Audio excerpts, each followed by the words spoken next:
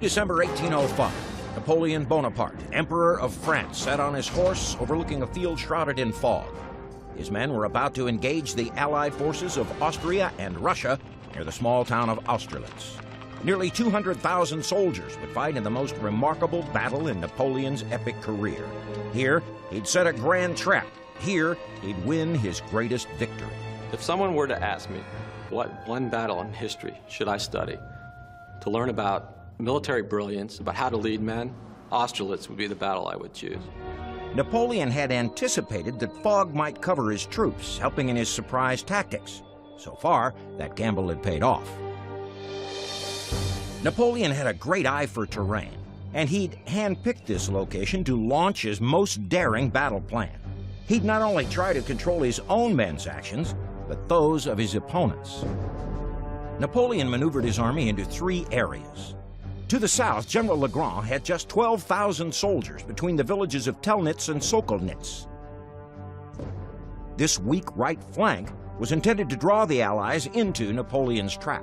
Napoleon's right flank was secured thanks to the heroic forced march of members of Marshal Davout's Third Corps, who executed one of the most staggeringly arduous forced marches in military history, 70 miles in less than 48 hours.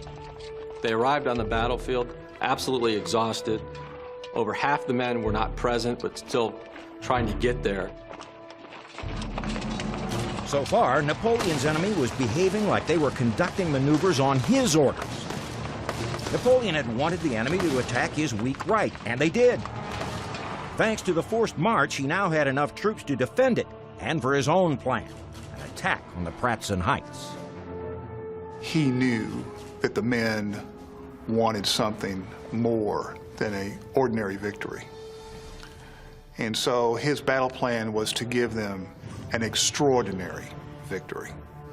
He was going to let the enemy throw themselves on him, and in the process of doing that, open up themselves for the riposte, and that counterattack would have the effect of splitting the Allied army in two and utterly destroying it.